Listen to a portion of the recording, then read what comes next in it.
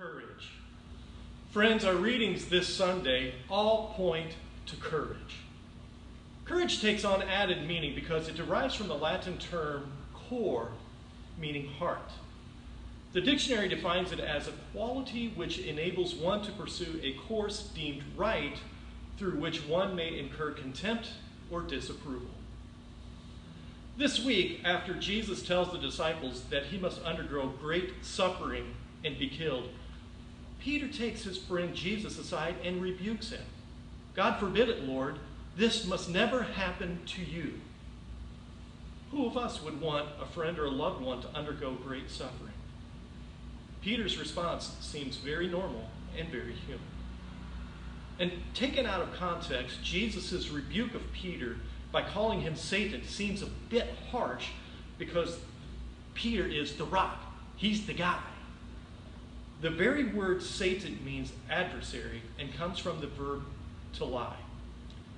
Jesus, in effect, is telling Peter, look, you're being my adversary. You're not understanding the mission the Father has given me. You're tempting me to not do what it is the Father has given me to do. Peter, you need to let go of your preconceived notions of what the Messiah is. Because my course, which is deemed right, includes suffering and dying. It's a part of my mission, and it's a part of your mission as well. Peter incorrectly thought that Jesus as Messiah would be like a warrior king who would dethrone the Romans, not the suffering servant who would freely die for others. Jeremiah, in the first reading too, has been called by God for a specific mission. In Jeremiah's case, it is to be God's prophet and call the Israelites back to fidelity to the covenant. Even though Jeremiah feels as though God duped him and complains about the mistreatment he's received at the hands of others, he ultimately has courage and is faithful to God's call because Jeremiah cannot not speak the word of God. If he tries not to speak the truth, it becomes like a burning in his heart. Courage gives us that something extra to pursue a course that is deemed right.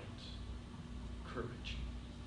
My friends, it seems as if our world has been turned upside down this past year because of the COVID-19 pandemic and all its effects. Racial unrest in our country, growing violence in our cities, and especially on social media. Political turmoil with the impending elections in November, and now a Category 4 hurricane that's made landfall in the Gulf Coast. Courage.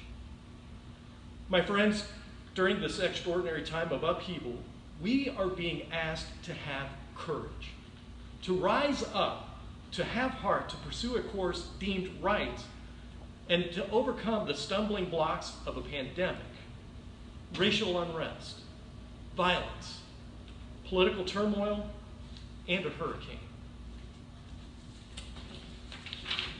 How are we supposed to do all of that?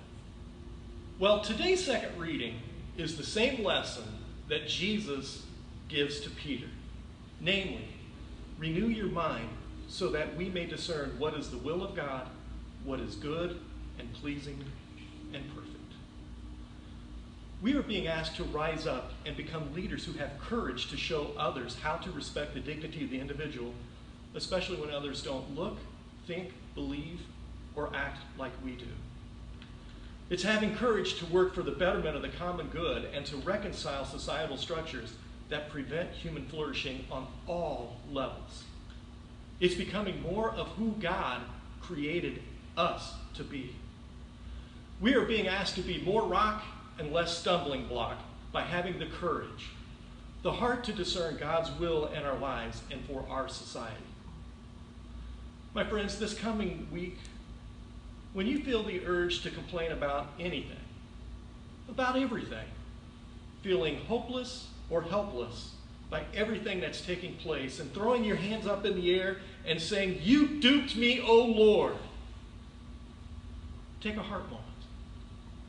Catch your breath. And thank God for Brother Stumbling Block. And pray. Come, Holy Spirit, transform and renew my mind. Give me the vision to discern God's will, what is good and pleasing and perfect. When Brother Stumbling Block presents itself this week, be a rock, grounded in the faith of Jesus Christ, and do what is good, pleasing, and perfect.